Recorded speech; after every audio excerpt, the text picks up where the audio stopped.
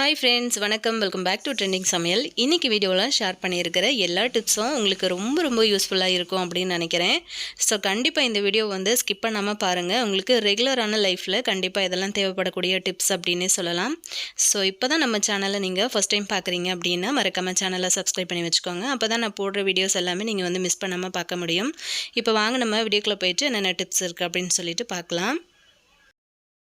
இப்போ நம்ம first tip என்ன அப்படின்னு பார்க்கலாம். நம்ம வீடுகளில் இட்லி தோசை மாவு எப்போவுமே நம்ம ஸ்டாக் வச்சுருப்போம். ஸோ அந்த மாதிரி வச்சுருக்கும்போது சில நேரங்களில் மாவு ரொம்ப புளிப்பாயிடுச்சு. அதாவது லாஸ்ட்டாக முடிய போகிற டைமில் இருக்கும்ல, அந்த மாவு ரொம்ப புளிப்பாக இருக்கும். அப்படி இல்லைன்னா நம்ம டிஃபனுக்காக மாவு யூஸ் பண்ணிவிட்டு சில சமயங்களில் அது ரொம்ப புளிச்சு போயிடுச்சு அப்படின்னா அப்படியே தூக்கி குப்பையில் ஊற்றிடுவோம் இல்லையா. ஸோ அந்த மாதிரி மாவு இருந்தது அப்படின்னா தாராளமாக நீங்கள் இந்த மாதிரி விஷயங்களுக்கு பயன்படுத்திக்கலாம். இப்போ நம்ம என்ன பண்ண போகிறோம் அப்படின்னு பார்த்திங்க அப்படின்னா, அந்த மாதிரி ஒரு தோசை தவா எடுத்திருக்கேன். ஸோ காலையில் தோசை ஊற்றிட்டு இந்த தோசை தவா நான் எடுத்து வச்சுருக்கேன். ஸோ இதை நம்ம இப்போ க்ளீன் பண்ணுறதுக்காக இந்த மாவு ஃபுல்லாக நான் அப்ளை பண்ணி கொடுக்க போகிறேன். ஸோ இது ஒரு 10லேருந்து 15 நிமிஷம் வரைக்கும் நம்ம ஊறுறதுக்கு டைம் கொடுக்கலாம். இது ஊறுற கேப்பில் நம்ம மற்ற டிப்ஸ் எல்லாத்தையும் பார்த்துட்டு வந்துடலாம். இப்போ நம்ம அடுத்த டிப் என்னென்னு பார்க்கலாம். இந்த மாதிரி பக்கெட் நம்ம பாத்ரூமில் யூஸ் பண்ணுவோம்ல, இந்த பக்கெட் பார்த்திங்க அப்படின்னா ஒரு மாதிரி அடியில் பாசி பிடிச்ச மாதிரி ஒரு மாதிரி வழுவழுப்பு தன்மையோடு இருக்கும். ஸோ அது நம்ம வெறும் இந்த புளிச்ச மாவு வச்சு ஈஸியாக க்ளீன் பண்ணி எடுத்துடலாம். ஸோ நான் கொஞ்சமாக மாவு எடுத்திருக்கேன். எடுத்துகிட்டு அந்த பக்கெட் ஃபுல்லாக அப்ளை பண்ணி கொடுத்துட்டேன். இதை நீங்கள் ஊரெல்லாம் வைக்க தேவையில்ல. ஜஸ்ட் அந்த மாவை சேர்த்துட்டு ஃபுல்லாக அந்த மாதிரி கை வச்சு நார்மலாக ஸ்க்ரப்பர்லாம் எதுவும் யூஸ் பண்ணவே வேண்டாம். இந்த மாதிரி கை வச்சுட்டு நீங்கள் உள்ளுக்குள்ளே அதுக்கப்புறம் பின்பக்கம் எல்லாமே தேய்ச்சி கொடுத்தீங்க அப்படின்னாலே உங்களுக்கு டக்குன்னு அந்த வழுவழுப்பு தன்மை அந்த பாசி பிடிக்கிற மாதிரி இருந்துச்சு அப்படின்னா அது எல்லாமே போயிடும். அதுக்கப்புறம் பார்த்திங்கன்னா உங்களோட பக்கெட் உங்களுக்கு புதுசு மாதிரி ஆகிடும். எப்போவுமே தூக்கி போடுற இந்த மாதிரி புளிச்ச மாவு இருந்தது அப்படின்னா இந்த மாதிரியான விஷயங்களுக்கு நம்ம யூஸ் பண்ணிக்கலாம்.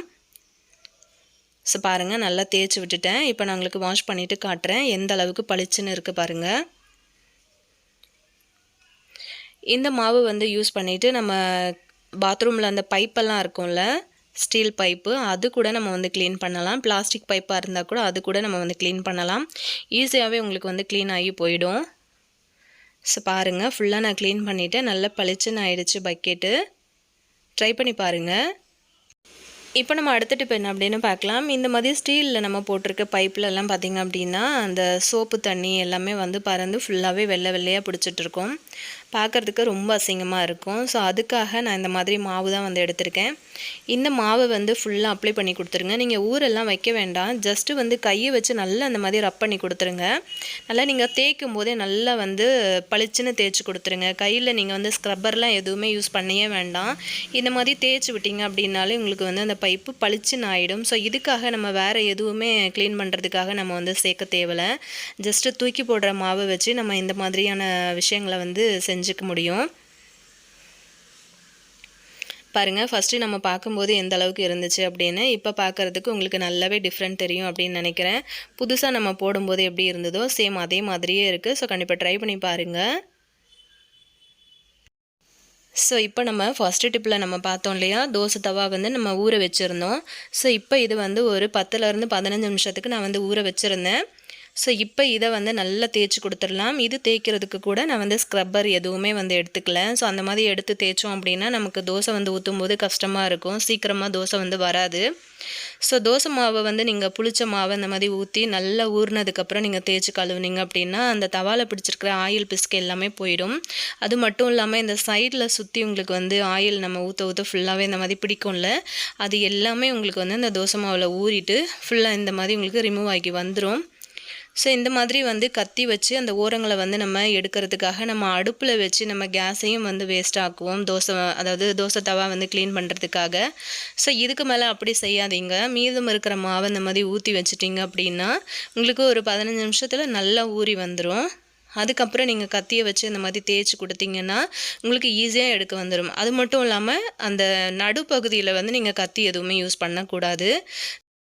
அந்த கார்னரில் ஃபுல்லாக எண்ணெய் பிசுக்கு சேர்ந்துருக்கும் பாருங்களேன், அது வரைக்கும் தான் நீங்கள் க்ளீன் பண்ணணும் கத்தி யூஸ் பண்ணி. இல்லைன்னா தோசை எலும்பாது. ஸோ நல்லா அந்த மாதிரி கழுவி கொடுத்ததுக்கு அப்புறமா நம்ம இதில் வந்து இன்னொரு பொருள் வந்து சேர்த்துக்க போகிறோம். எப்போவுமே வந்து தோசை தவா க்ளீன் பண்ணுறதுக்கு கடலை மாவு இல்லைன்னா உப்பு இந்த மாதிரியான பொருட்கள் வந்து யூஸ் பண்ணிக்கோங்க. இப்போ நான் வந்து இந்த மாதிரி நல்ல நைஸ் உப்பு வந்து எடுத்திருக்கேன். எடுத்துட்டு ஒரு 2 நிமிஷம் அந்த மாதிரி ரப் பண்ணி கொடுத்துருங்க. அவ்வளோதான், நம்மளோட தோசை தவா வந்து க்ளீனிங்கும் ஈஸியாக முடிச்சிடலாம்.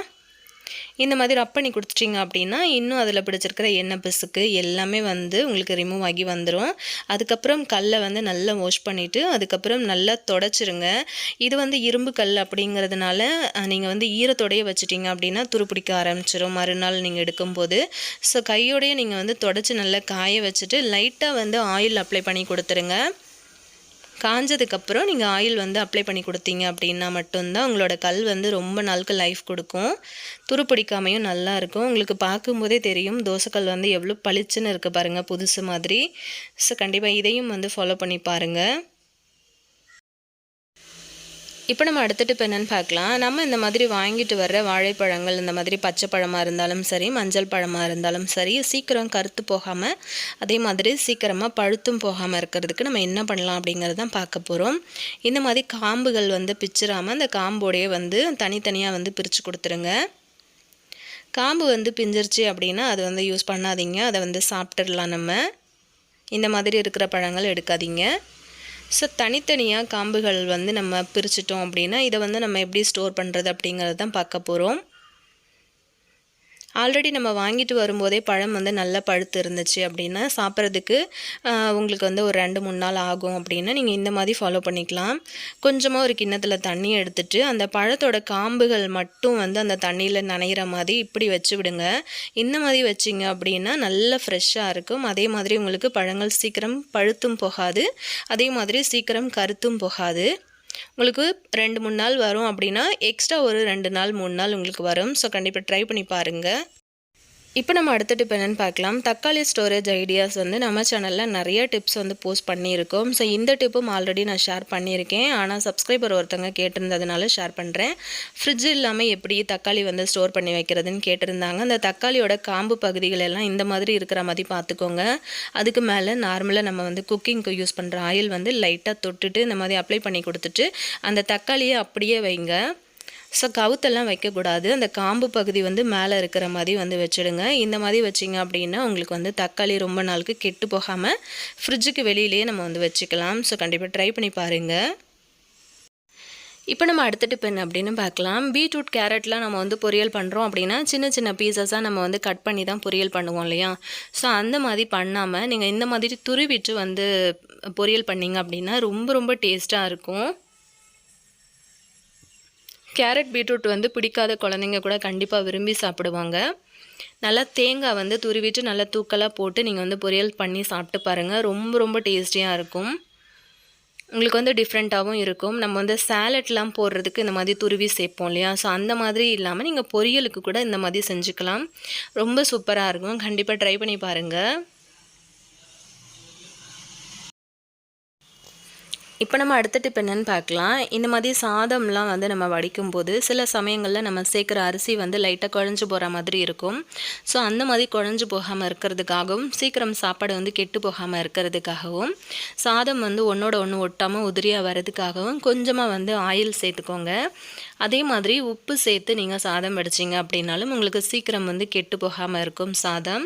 ஸோ கண்டிப்பாக இந்த டிப்பும் வந்து ஃபாலோ பண்ணி பாருங்கள். இன்றைக்கி நான் ஷேர் பண்ண எல்லா டிப்ஸும் உங்களுக்கு பிடிச்சிருக்கும்னு நினைக்கிறேன். பிடிச்சிருந்ததுன்னா உங்கள் ஃப்ரெண்ட்ஸ் அண்ட் ஃபேமிலி மெம்பர்ஸ்க்கு இந்த வீடியோவை ஷேர் பண்ணி கொடுங்க. ஆல்ரெடி நம்ம சேனலில் நிறைய டிப்ஸ் வீடியோஸ் நம்ம வந்து போஸ்ட் பண்ணியிருக்கோம். இதே மாதிரி இன்ட்ரெஸ்டிங்கான பதிவில் நான் உங்களை திரும்ப மீட் பண்ணுறேன் ஃப்ரெண்ட்ஸ். தேங்க்யூ.